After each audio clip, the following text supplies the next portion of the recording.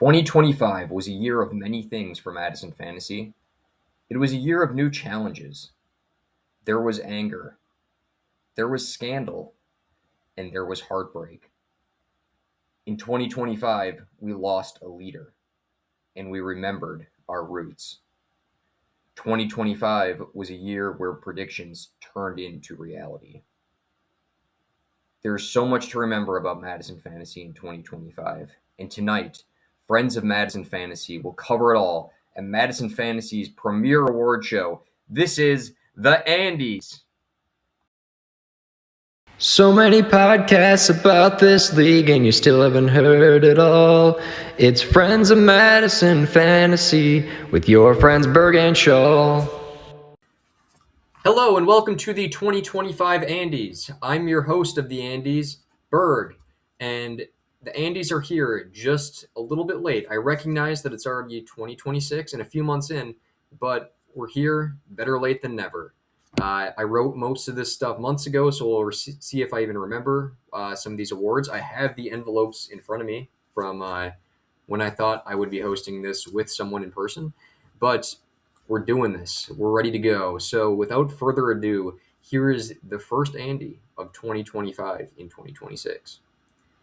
It's the Philip Rivers Comeback Award. So this award goes to the person that was most like Philip Rivers this year. People thought this person didn't have a chance. They thought they don't have it anymore. They were not doing well, and they came and proved people wrong. They finished the season looking fairly good, but they still missed the playoffs. So this award goes to Jake McManus. Congratulations on the first Andy of the Andes. Jake, his team looked terrible for the first part of the season. People said he was out starting in like week 2, maybe even earlier.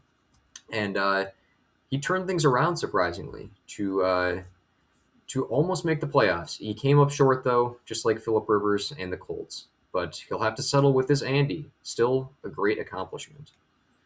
Next, we have the Craig Counsell Award. Not as good of an award to receive. Craig Counsell, not my favorite person. Craig Counsell, known for being a huge trader, turning on the thing that we all thought he loved. And this Andy goes to the person that did the same thing. This person loved something. They said that it was the greatest thing ever, that they couldn't live without it, and then in seconds turned on this player and decided to move on. So this award goes to Chris for trading away Derrick Henry, the guy he said was his king, that he couldn't do anything without. He had to keep him this year. And one day then I get a phone call that Chris wants to trade Derrick Henry. I thought I was going to have to give up my first 8 picks probably to get Derrick Henry. But instead, all I had to give up was Travis Etienne and a few other players that were kind of meaningless. So, Chris, you went against your one guy, the one thing you cared about, the one thing we all thought you loved. So that is why you are the Craig Counsell Award winner. Next, we have the Blind Squirrel Award. This award proves the old saying, even a blind squirrel finds a nut, to be true. This person, their team sucked. And it does every other year, except for one. This person was good last year somehow. And so they really proved this year by being terrible that even the blind squirrel could find a nut last year. And similar to a blind squirrel, this person is also hairy and has bad vision. So you probably already know who it is. Matt Hebert, congratulations on the Blind Squirrel Award at this year's Andes. Next, we have the New York Jets Award. Another one that most people probably don't want to receive. But the New York Jets Award, got it written in front of me on this envelope. This award goes to a bad team. From the beginning, everyone knew this team would not be good. They were always playing for next year, trading away their best players for future assets. They nearly finished last, but were ultimately the runner-up for being last. This team is truly pitiful, just like the New York Jets. Every year they are. This award this year, unfortunately, goes to Alex Toy. Toy, tough season for you. You looked okay for a second, unlike the Jets. But in the end, your team was terrible.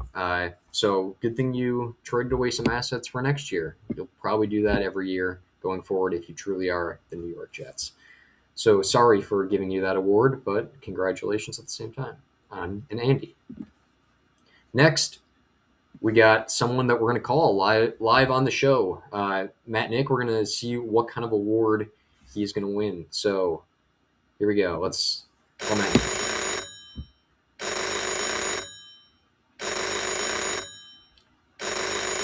All right, hopefully he picks up.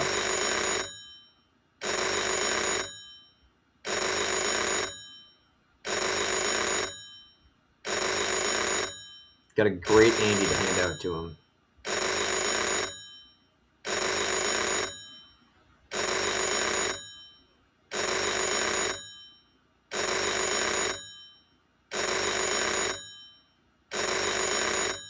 All right, well, Matt didn't pick up, so I guess he is not going to receive an Andy this year. Matt, start picking up the phone. Next, we have the Karen Award. The Karen Award goes to the person that acted most like a Karen this year. Dan Miller suggested this award. He did not win it, though. This award goes to the person who threatened to quit the league if things didn't go their way. They complained to the manager, which was Shaw in this case. So this year's Karen Award goes to Peter. Congratulations on winning a Karen Award. This next award is the Fight of the Year, and like many of the fights, this award was contentious. We had 5 separate nominees from all the fighting that we had this year. So our first nominee for the Andy of Fight of the Year goes to Dan and Matt Nick versus the League. So Dan and Matt Nick made some questionable trades that had some people pretty upset.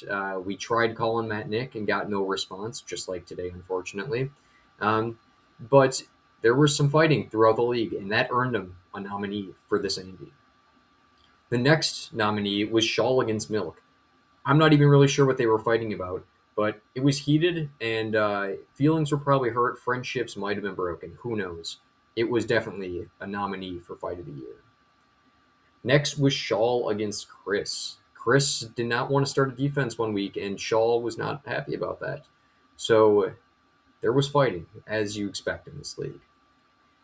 The next nominee is once again Shaw, and this time against Peter. Peter, like we saw with the last award, not happy with the way things were going in the league, and he brought it out. Shaw fought back, so they earned a nominee for Fight of the Year.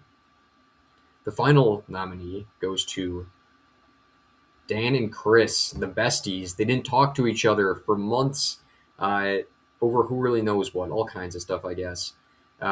It was a true fight, it felt like.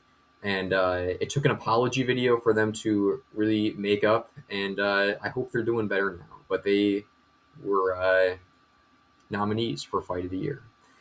There were a lot of great nominees, but only one could win.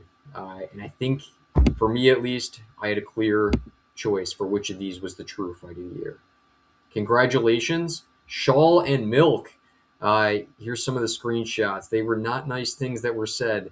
Lots of people in the league, though, loved the fighting between these two.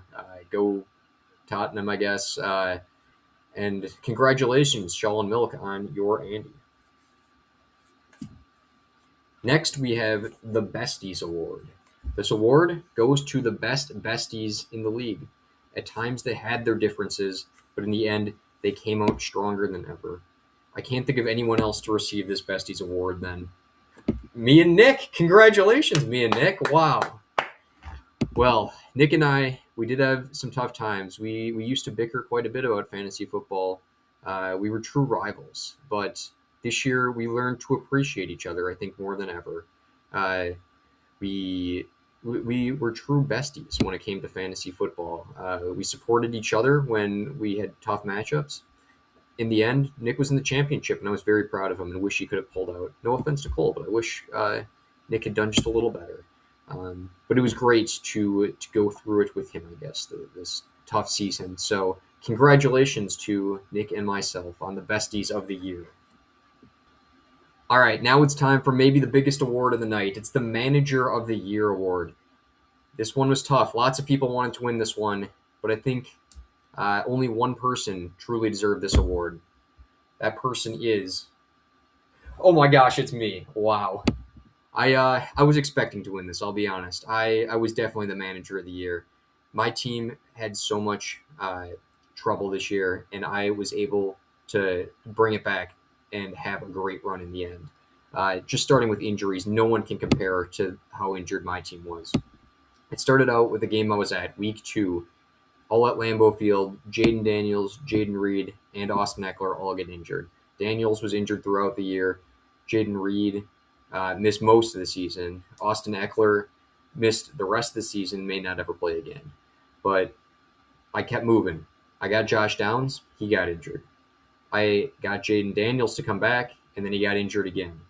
Then DeAndre Swift, he missed time. I had to trade for Jackson Dart because I needed a quarterback. I was pushing for the playoffs, and Jaden Daniels was hurt again.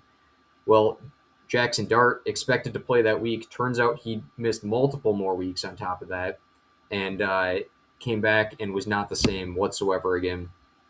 Terrible injury to deal with. Bam Knight was doing great, and I picked him up, and he got injured, missed the rest of the season. Jaden Daniels came back one more time, got injured again. I still, despite all these injuries, all this adversity that I faced, I still made the semifinals. Devontae Adams gets hurt, and I finished in 3rd place overall, which is great. I beat Dan in the playoffs. He definitely couldn't win Manager of the Year because of that. With all of that being said, I think there's little doubt that I was our Manager of the Year. And that's our final award for this year's Andes. So congratulations to all of our winners. It was truly a great season, and every award was well deserved. Everyone who won something, you made this season a great time. I appreciate all of the work and efforts that everyone put into the Andes, which was just myself.